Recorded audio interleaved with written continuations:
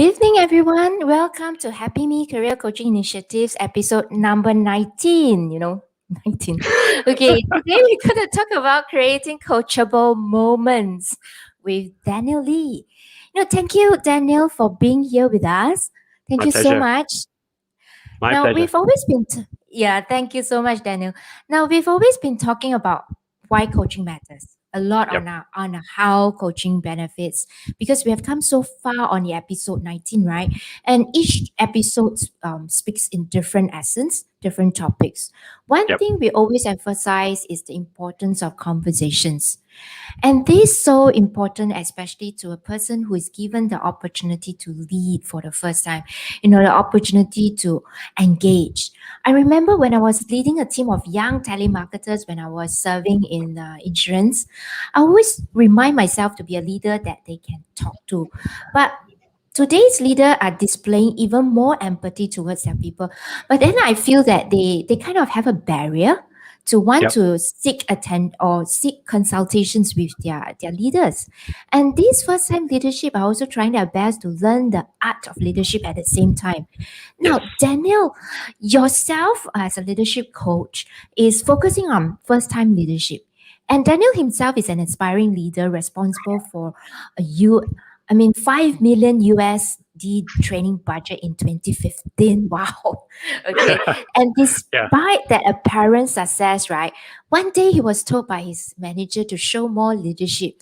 I'm very curious and amazed, unable to show what he did not know. He went on to interview how many, 220 successful leaders from 37 countries in 6 continents. Yep. Oh my goodness.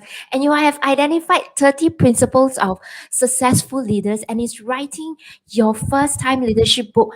Okay, I think I must correct myself. It's not writing. You have already published your first time It leadership book. it's Right. almost there. It's pretty much there. Yes.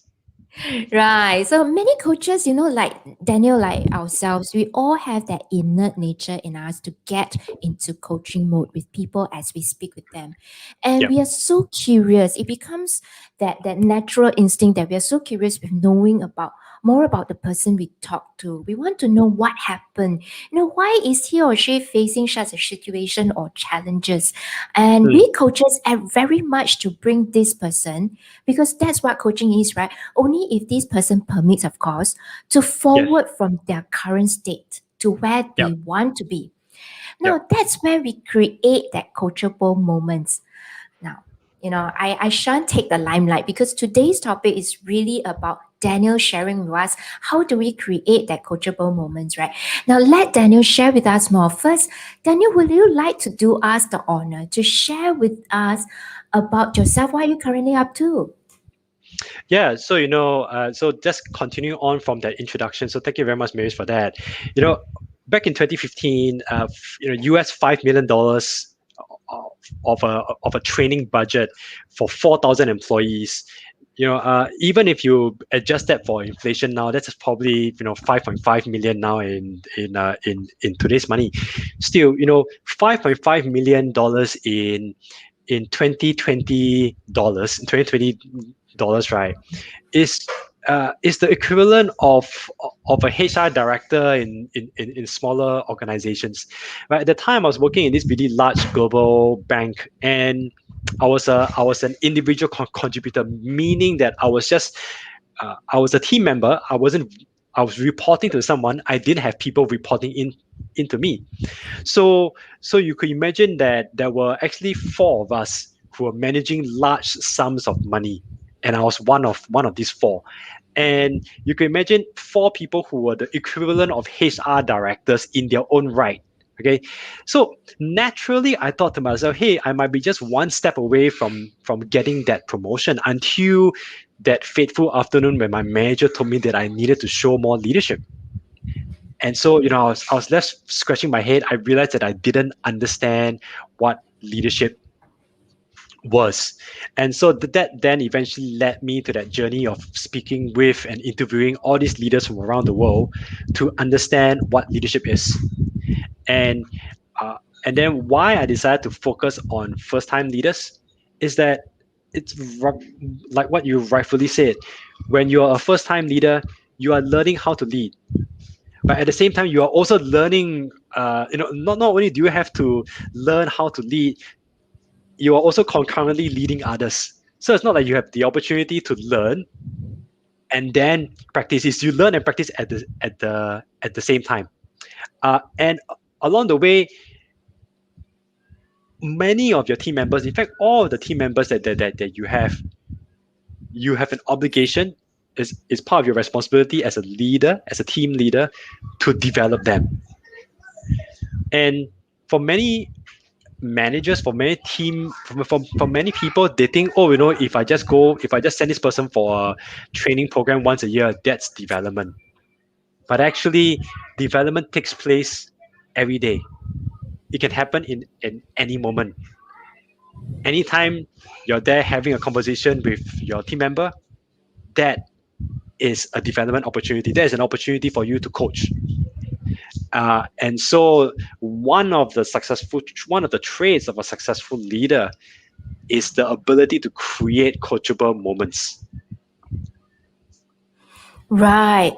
Now, I mean, very curious on your first time leadership when you talk about first time leaders, taking on. Do you mean people taking on real first time leadership role for the first time? Yes. So I want to add.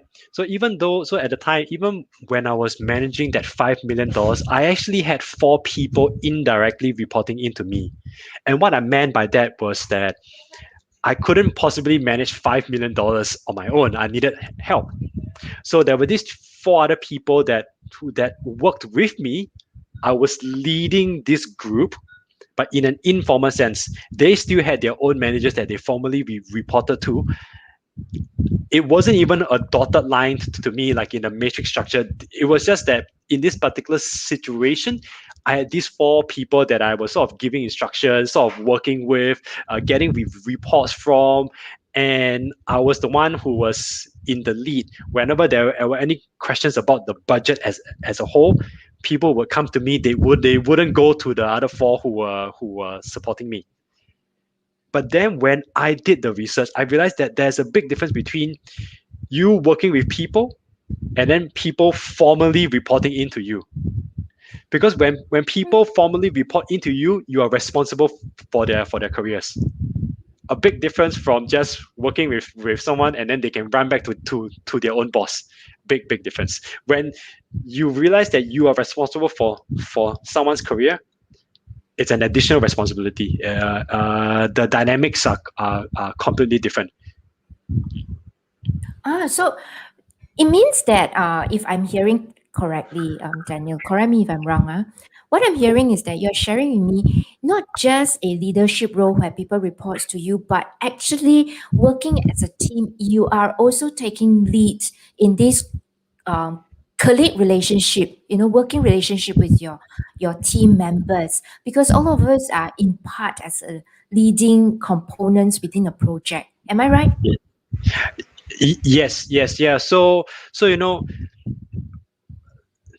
being a leader isn't it's not a position. It's not like, oh, we promote you and then you are finally a leader. Being a leader is a mindset. And for me at the time, I didn't understand what was the mindset of a leader. So even though I was working with other people, it was I was working with them more for myself, more for my own benefit, more so that I could get the experience and then say to my manager, hey, look, I got the experience of doing this project. Uh, but I didn't really have that mindset of leading others. Yeah, and even people who are formally promoted to lead a team, they may not necessarily be leaders because they may not necessarily have the mindset of a leader. They could just be happy telling people what to do, and that's management. But it doesn't necessarily mean that they're there coaching the team member, developing them, helping them to be better, bringing them closer to their success. Right. So Yeah. if you are okay, we deep dive a little bit when you talk Yep. about leading people is actually a mindset. Now, Yes. in this mindset, right, what is this mindset that we are talking about? It is I mean, maybe I rephrase, what is this leadership mindset we are talking about? Yeah. So to put it simply, leadership is about bringing others to their success. Mm. That's it. That's the definition of leadership. Now, many people, of course, every single leader has their own definition. So I needed something that was very straightforward and that people could understand. You see, we all have worked for bad bosses, right? Bosses who just seem to who are just seem to be there for themselves. Right? And inversely, we have all worked for fantastic bosses who have helped us grow and develop in our career, right? If you stay in the workforce long enough, would have experienced both extremes. The boss who developed you, who nurtured you, who cared, who showed appreciation, who made you better, that's the leader. And the boss who just seemed to be there for themselves, that's that is at most a manager. Mm. So both are still managers because they have to manage the team, they have to deliver the results. But the leader is the one who makes you feel good about yourself, who makes you feel that even in the midst of just having a very simple conversation about a struggle that you have at home and how it's impacting your work, even just that 5 minutes conversation can leave you thinking, okay, I think I can push on. I think I can do a lot better now. Just so that's that's a kind of a leader that I wanted to be, but I didn't know how. And so I went on that journey to go and speak with all these leaders to understand what were all the traits of a successful leader, and then to be able to impart all of that knowledge to people around the world.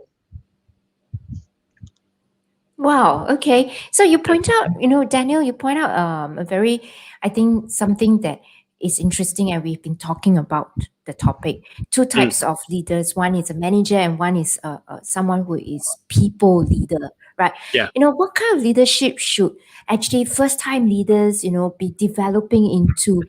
As you rightfully says, you have so many things to juggle. First time in a leading role, what Yep. kind of leadership should one be developing into then?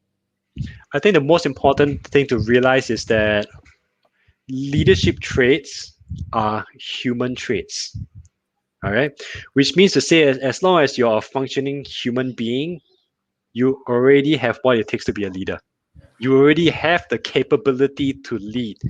Mhm. The challenge is refining that capability into abilities. All right. So let me say that again. We you and I, every single person in this world, and I mean it, every single person in this world has the capability. It means that we are capable of doing it. That the potential is there. We need to transform that potential into real skills, into real abilities. Yeah. So sorry, I think I lost the question. What was the question again? So, what kind of leadership should one Oh be yes. developing into?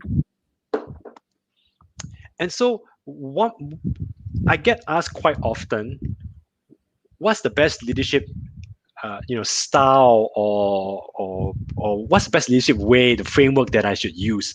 And Mm. actually, it's already in all of us, right?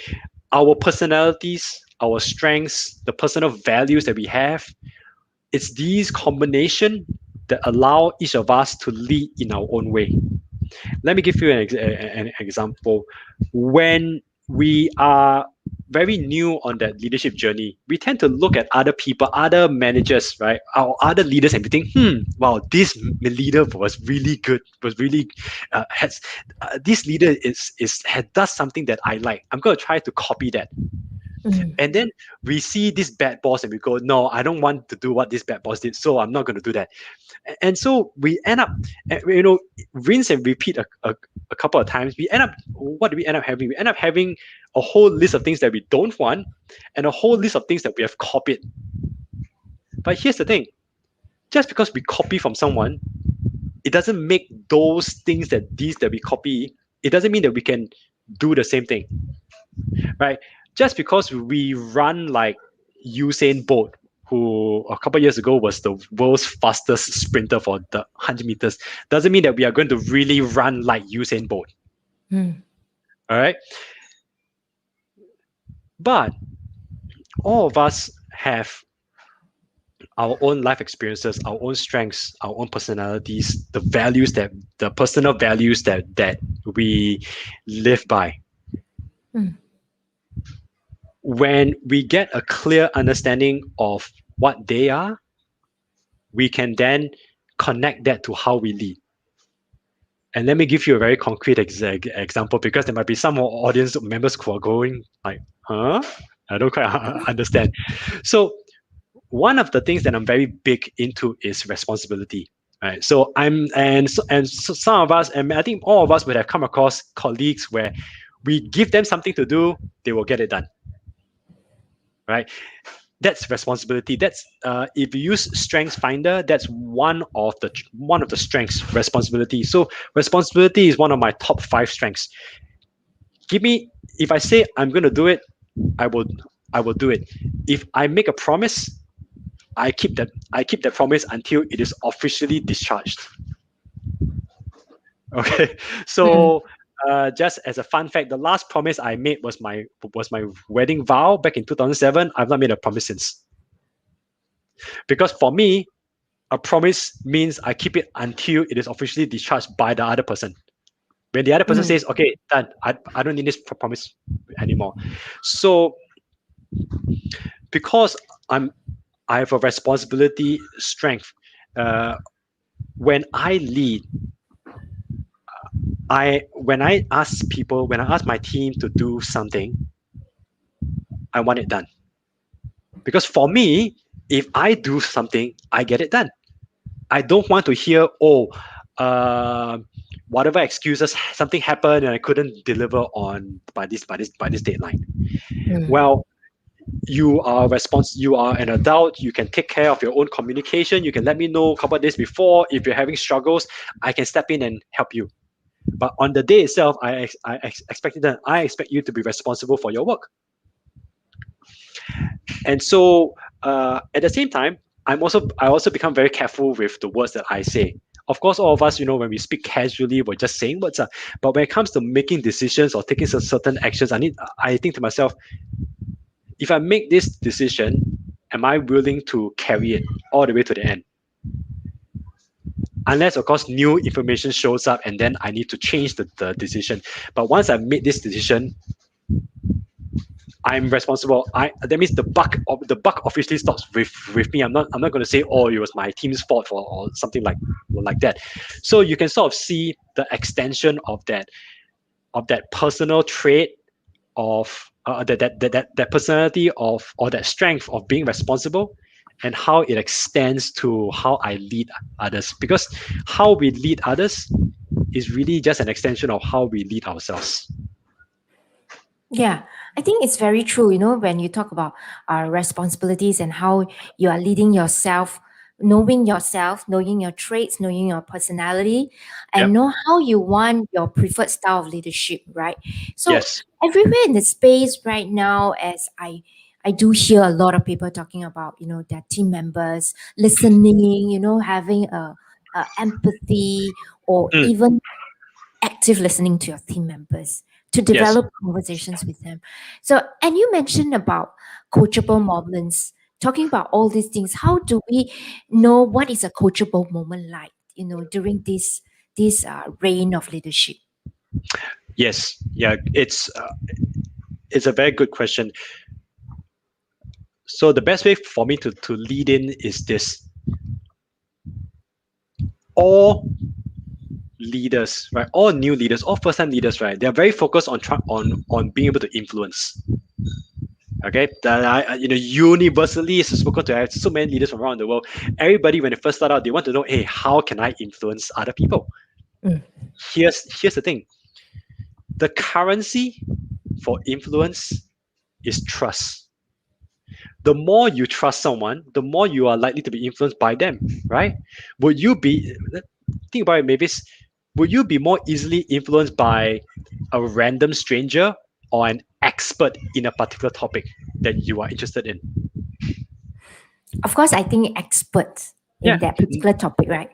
naturally, and even for example, if even if some of your friends give you some advice, but if your friends have absolutely no idea about that topic, you will still listen to the expert because the expert knows what they're talking about. There's trust in that Mm. in that advice, and so you're more easily influenced. But where does trust comes from?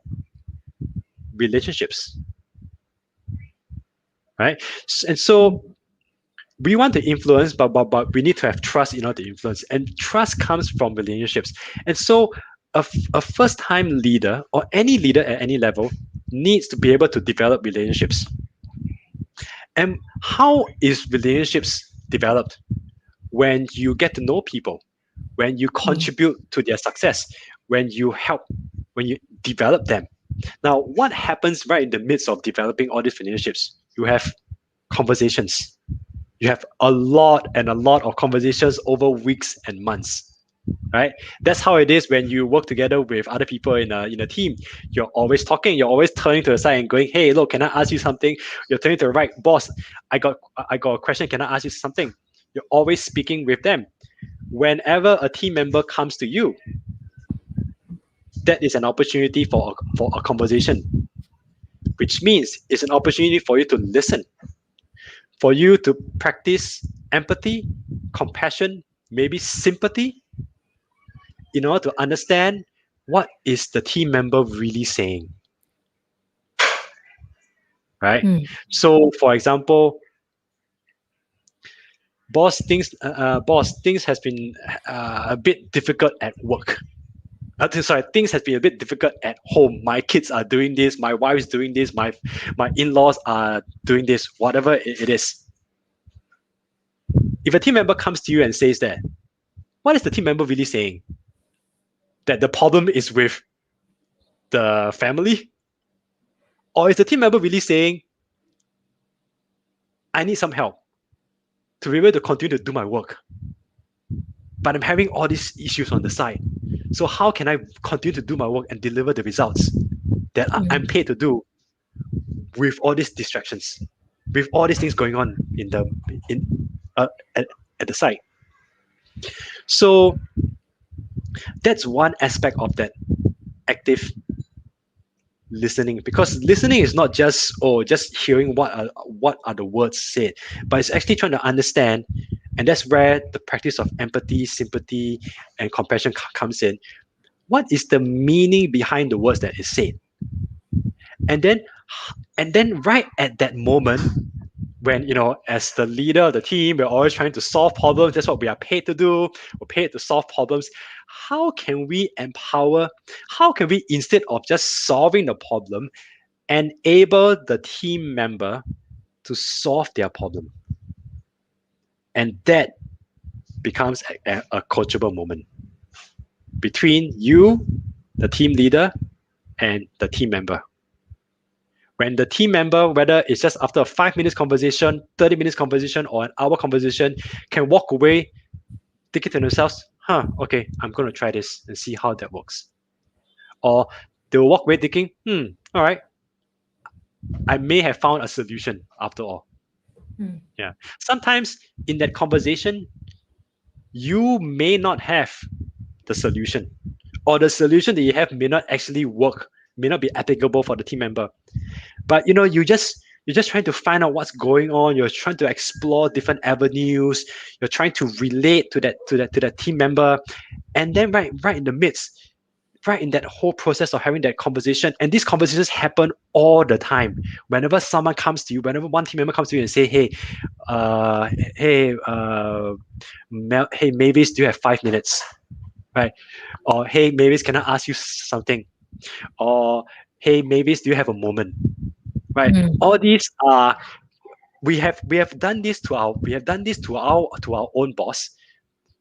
Our team members have done the same thing to us. Whenever we hear something like that, you know that is an opportunity for a coachable moment. Every single time you have a conversation with someone, it's an opportunity for a coachable moment. Wow. Okay. So, Yeah, if I were to say and summarize that, the coachable moments, as you mentioned, is actually conversations that you can help the person to move forward, right? From yes, where the issues or the challenges they are facing. yeah, that's right. Okay. That's right. So, Yeah, did you come across, okay, to me at least, lah, everyone is actually coachable. yep. Do you actually come across in your experience someone be uncoachable? Because I do have coaches share with me, wow, I feel that this person is not coachable, uncoachable. I go scratching my head. Is there such someone be uncoachable? Yeah, look, everyone is coachable. I agree with you. At the same time, all of us are also uncoachable. All right. And you see, in order to receive, okay, you and you see what part of a big part of what I do is that I make leadership simple for people so that they understand what it is. Mm, So in order to for example, coaching can be when you give feedback to people, let's just use feedback as one of the closest example. A lot of managers have to give feedback, and then they will always say, mm, hey, look, this team member is just not open to feedback, right? Because feedback is a form of coaching. Think about it. mm, In order to receive feedback, you have to acknowledge that there is something lacking. You have to acknowledge that wherever you are right now is not you are not perfect. There's room for growth. You have to be humble. mm, Yeah. If someone is not willing to accept, if someone thinks that I'm really really good because they have a deficit somewhere, and they're actually very scared of showing that they don't know, so they put up a false front and say no, I know everything. I've come across that before, right? We all come across that before. Or or they firmly believe that they have the perfect solution, they are perfect where they are, the perfect state right now, and they don't need any other improvement.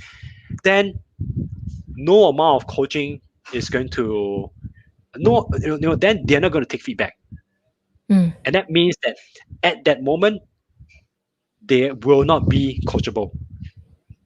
Sometimes it could also be who is the person giving the who's the giver of that coaching. Because for a lot of people, we tend to believe, or we want to believe, that the only qualified people who can coach us is someone who is better than us, or someone who is higher up the organization, and a senior leader, we assume, is going to be better than us.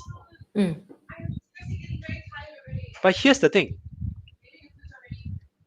the opportunity to learn can be from any single person, can be from a professional coach like yours, like what we do. It can be from senior leaders in organizations. We can also learn from our peers. We can also learn from our team members. We can also we always say, hey, we try to learn from our customers, right? Um, in many organizations, the people who work in the front line always complain that the senior leaders don't listen to their feedback. mm. So we might in this context say that the senior leaders are not coachable. Yeah. Okay. So to answer your question in a very long-winded way, all of us are coachable. For some of us, it depends on who is the person giving that coaching. Mm. Yes. Okay, thanks for sharing, Daniel. Now, maybe we can pause a little bit from here and we deep Yep. dive a little if you don't mind. Yep. Because when now all of us today are here is to know how to create that coachable moments, right? So, and I summarize a little bit 2 points from where you just mentioned. One point is why people, I would say, uncoachable, or is because they are not receptive to acknowledge the Yep. feedback, right? Yeah. And the other person is it, and the other part is about who is giving that coaching or that sessions, right? Yes. The giver. So then, how, in that instance, the person who is receiving, how are we able to create a coachable moments at that point? Is there any way that we can create that coachable moments to make it Yeah. coachable? Yes. So remember what I said about trust and influence? Mm, You have to develop trust. So let's just put it into this professional coaching context that we have. All of us have experienced clients or prospects who, they seem nice, and then once you engage in a conversation, things just go downhill. mm, Right? For some reason, no matter what you do, they just don't seem to they don't seem to accept. They think that they know more than you. Right? But for most of us, we are when we go into a coaching relationship, we are very quick. We are pretty quick to accept what the coach says. Not just because of the money that we have paid or that mhm, we have invested, but you see, uh, successful coaches are and I include leaders in organizations as well, because we have all come across leaders who really enjoy just coaching and just helping people to develop. We tend to be more willing to accept feedback when we can trust the person, mm, when we know that the person is there to help us to get closer to our success. So whether this is a professional coach, or whether this is your boss in an organization that you work in. And so as a giver, as the giver of the coachable moment, what you need to do is to ask yourself, have I developed enough of a relationship with this person? Or am I just a random stranger and I'm just offering feedback? mm, Yeah, you see, the stronger the relationship that I have with this person, the more this person knows me, then the more trust there is. The higher the trust, the greater the influence. And then the greater the influence, the more effective the coachable moment.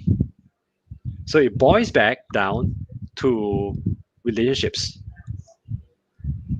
mm. Yes. So what you are meaning, what you are saying is that is to create that coachable moments through relationships with you building, right? So Yes. what if, let's say, for example, um, two-person in an organizations were to come Yep. together, but they don't know each other, and it's their Yeah. first time working with each other in the project, right? Yes. And probably we would see this as the very first few days when the person is promoted to their first leadership moments, their Yep. first leadership roles, right? Yep. So, how do you actually encourage, or how does this first time leader be encouraged to actually, find opportunities to create that coachable moments if, let's say, his team members are mostly seasoned, or like what you say rightfully, they are senior in age Yep. than the ones that is being promoted, right? So Yes. how do you think they can create a strong rapport or relationship with these people? Yeah. Part of your question has already hinted to that answer. The whole idea of rapport. And in the modern workplace that we have now, it's no longer a case of the oldest person is the leader. As organizations move more towards results based assessment, you very often now we're going to find younger folks leading teams for the first time, and they have experience, and they are very experienced team members. Sometimes experience in terms of just their technical capabilities. Other times it's experience in terms of life.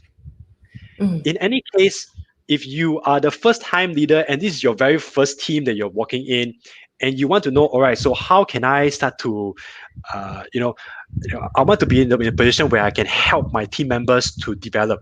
Right, I want to be able to coach them. I want to be able to have all of that.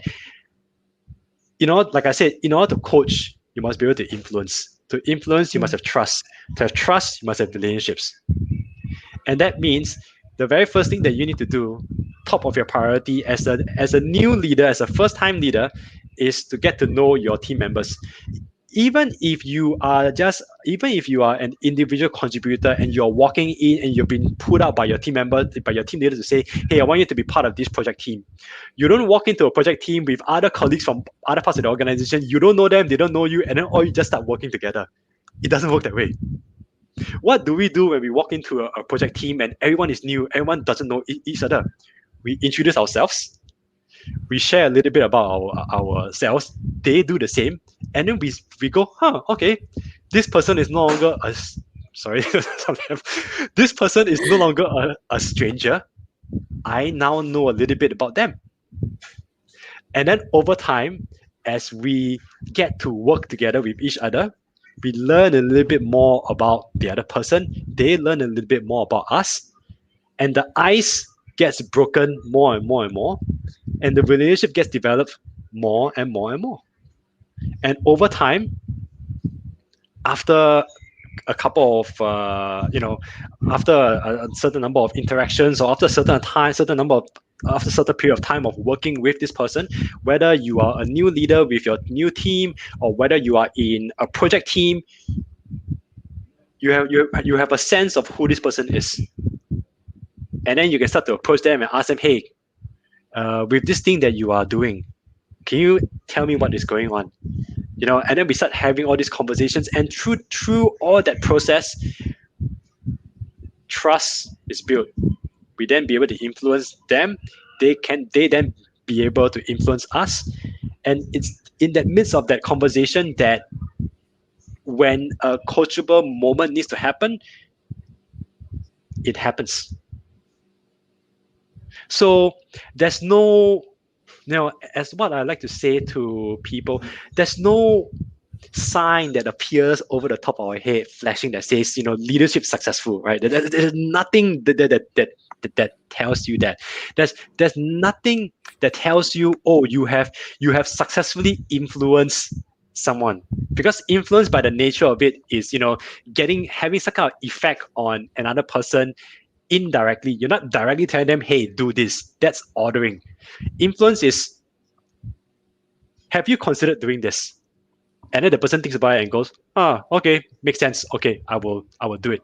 That's influence. But there's nothing right at that moment when you are telling the person, have you considered doing this, that there's a sign that will appear on the top of the head that says influence successful. There's nothing that will tell you, hey, you have developed enough trust that you can now exercise influence.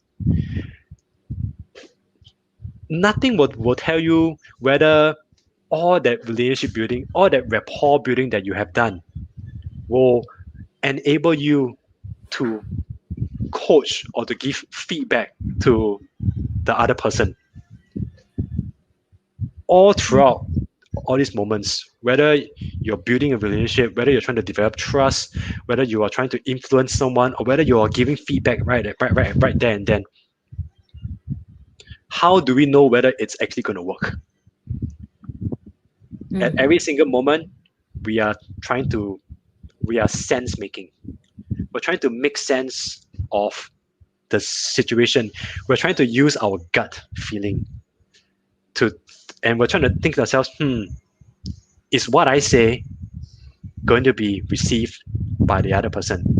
And is the other person going to actually take action on it? And all we can do is to focus on building the relationships, because When you have the relationships, you have trust. When you have trust, you have influence. When you have influence, you can coach. If you Mm. don't have the strength of the relationships, you can't do a lot of things. And that's why, and that's why I would say to a first-time leader walking, or to any leader walking into a team, building relationships is the number one thing that you want to do. If you want to influence, if your ultimate goal is to be able to influence, relationships is very important. Not just whether how much I, as the leader, or how much you, Mavis, know of your team members. It's also how much of your team members know of you. Mm. And the higher up the organization you go, because you can only really maintain relationships with your immediate team, and maybe a few key players. It then becomes it's also how people know of you from other parts of the organization. So when you're a senior leader, how do you exercise influence? How do you give feedback to, say, your entire department of 30 people? How do you give feedback to how do you coach your entire division? How do everyone in the division see you? Do they get a sense? Do they know you? Do they get a sense of who you are? I mean, what is their relationship with you? Mm. Yes. And so that's how it is very much possible to to create all those coaching moments for anyone who is walking into a project team, for any new leader for any leader walking into a new team. It all rests on the rapport that you have with people and people have with you. So it's not just Mm. you with people, people have with you. If people trust you, you have influence, you can give feedback, you can coach. If people don't trust you, even if you are the boss, even if you are the CEO, if they don't believe you, you can say whatever you want, they are not likely to listen. I see. So Yep. does that mean that we all should have we should have gone through what is coaching means, at some form of like acquiring a coaching skill sets? Definitely. Because gone are the days where we have leaders or managers or whatever, or we have bosses who just tell us what to do. Mm. Right now, with the skills with a skilled workforce, with a knowledge-based workforce, they don't. Many of us, even at our age now, right, in the early 40s, late 30s, whatever, we walk into the organization with so much knowledge and skills that we don't function well being told what to do. Mm. Right? We function well when someone shows us the direction that we need to take, and then we just go and achieve the results. And what do we want from our leader, from our boss? When we need help, we don't need the boss telling us exactly what to do, because we are better than the boss at doing our own jobs. What we need our boss is, how can you, boss, help me to be better? I see. And that means an ability, or a skill, or an understanding of coaching, which is coaching is more like being a guide on the side, right? Enabling and empowering the person. That becomes an important skill. Successful leaders all around the world are skilled in coaching and mentoring. Coaching meaning a specific thing, a specific area, you improve them from A to B. Mm. Mentoring could be more of a whole life, a holistic uh, approach. In any case, some successful leaders that I've spoken with, they have gone through coaching programs. Mm-hmm. Others may not have gone through formal coaching programs, may not have done workshops, but they have an appreciation for coaching, for mentoring, and so their conversations with their team members becomes very much about empowering and enabling rather than Mm. instructing and directing.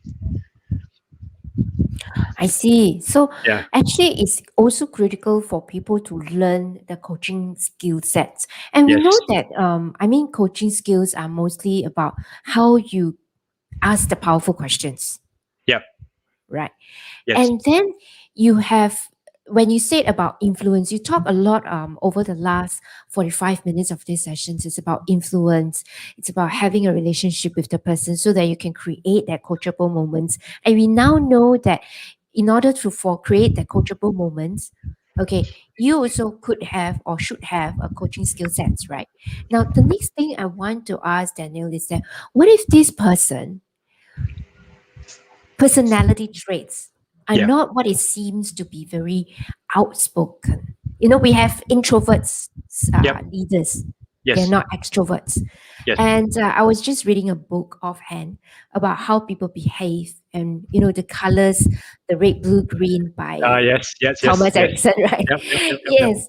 So it's like we know and understands our traits. And if leaders themselves are unable to be that to display that sort of influence, is that a disadvantage then? If I tell you that I'm an introvert, will you believe me? No, I don't. I actually am an introvert. I prefer, if you give me a stage to stand on and speak in front of a crowd, or you give me an opportunity to write, I would rather write than to speak on the stage. Even though I can speak on the stage, so an introvert doesn't necessarily mean that you can't speak to groups of people. You can. It's a public speaking skill. Mm, An introvert doesn't mean that you can't communicate well with others. That's a communication skill. It's a skill. It means it can be learned. You just need to figure out, you just need to know who you are, your personal values, your strengths, your personality, mm, so that then you interact with the world the way you interact. Like I said, one of my strengths is responsibility. One of the values that I hold true is health. You know, mm, so when team members have issues with their health, I say, yeah, go ahead, go take whatever time that you need.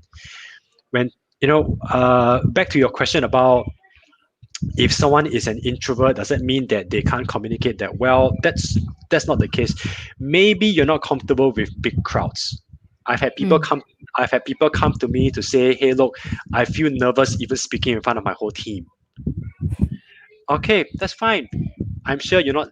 I'm sure you're not nervous if you're speaking one to one, right? Yeah. Yes. In a one to one conversation when you're having tea, coffee with your team member, Mm, surely you can have a conversation about work, how's life, how's anything I can do to help. So really, regardless of the personality or the values or the strengths that you have, all these just adds flavor to a person. It just adds flavor to their leadership. What's important is the skills. mm, You got to learn the skills.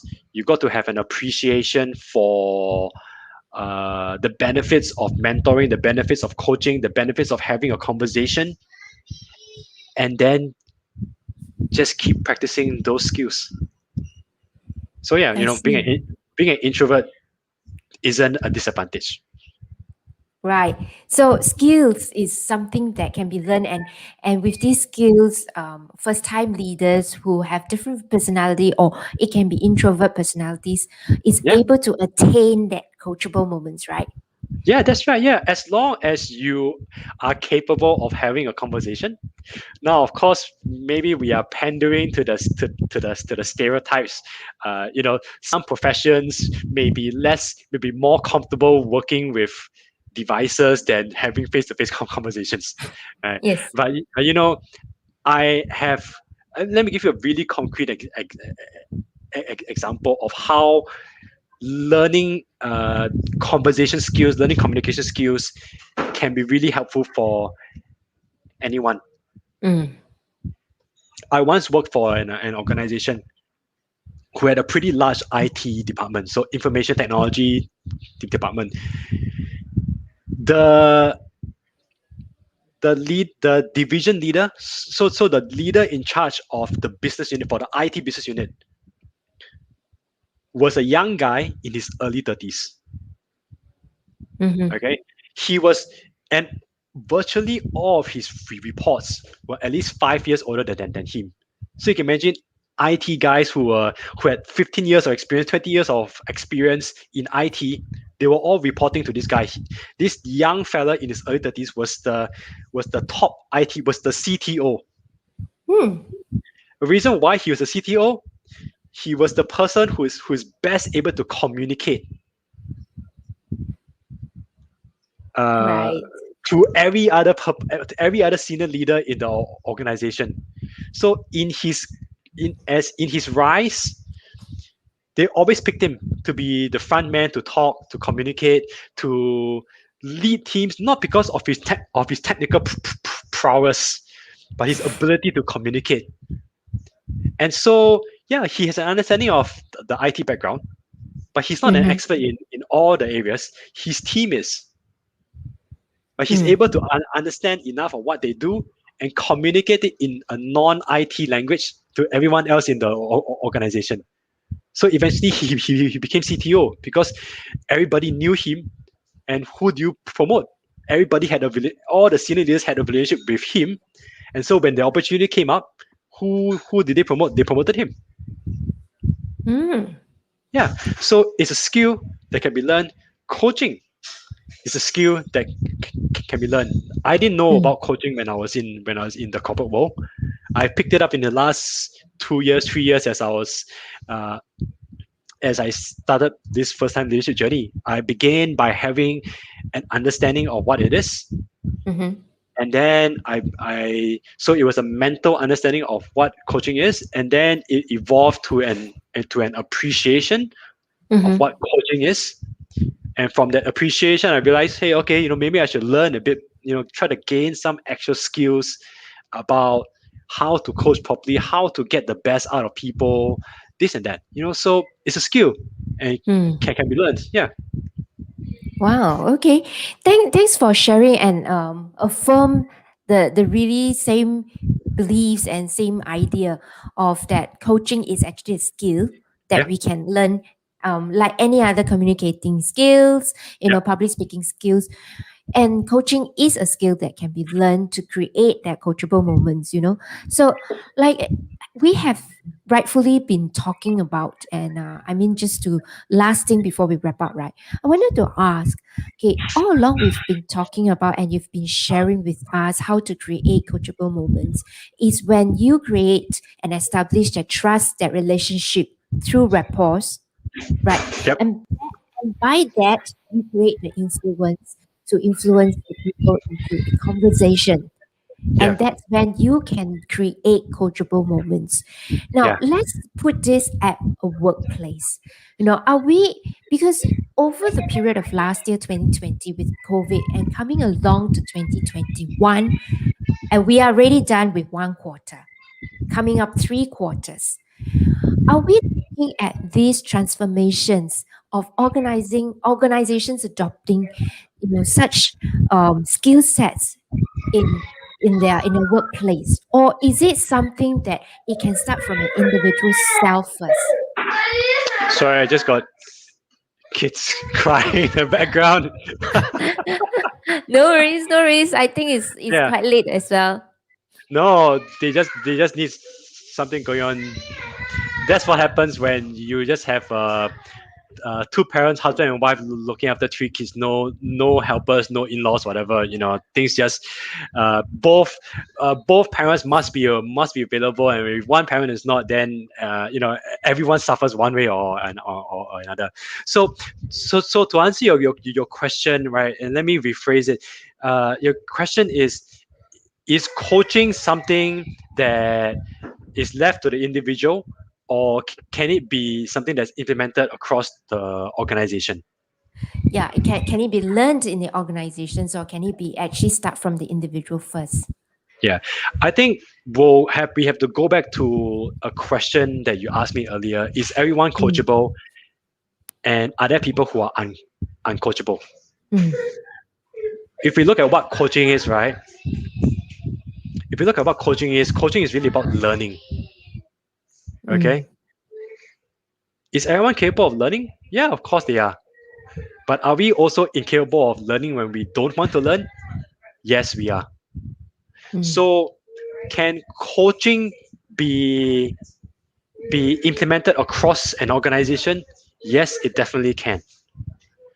Whether individual leaders want to pick it up, whether they understand it, whether they see an appreciation for it, and whether they feel that it is in their role as a leader or as a manager to coach, that is a different story.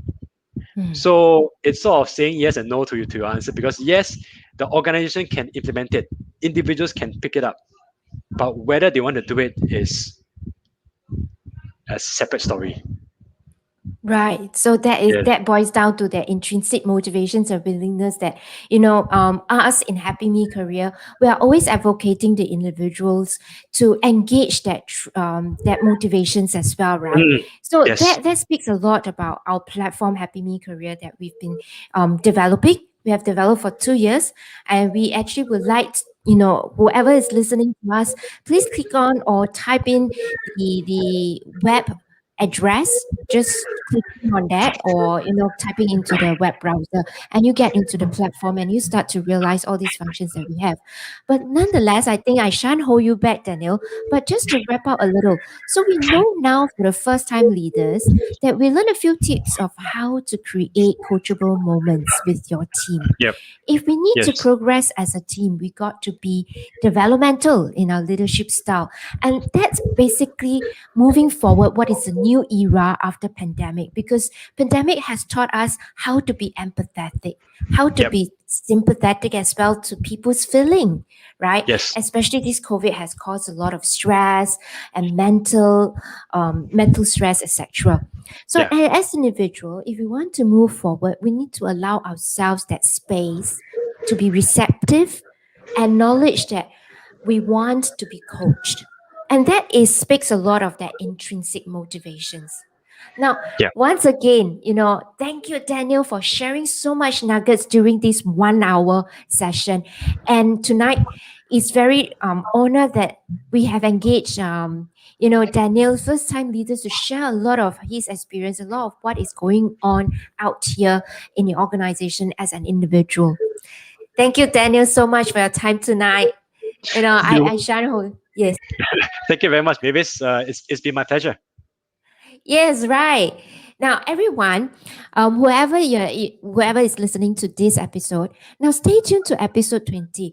We're going to talk a lot more, and we're going to go back to the fundamentals of, if you're going to call it as basic 101. Now, I'm not going to tell you any more much about what is episode 20. It's up to you to discover from our post and follow our webpage in LinkedIn, Happy Me Career. Once again, thank you, Daniel, for your time. You know, take care, stay safe, everybody. Good night. Bye. Bye.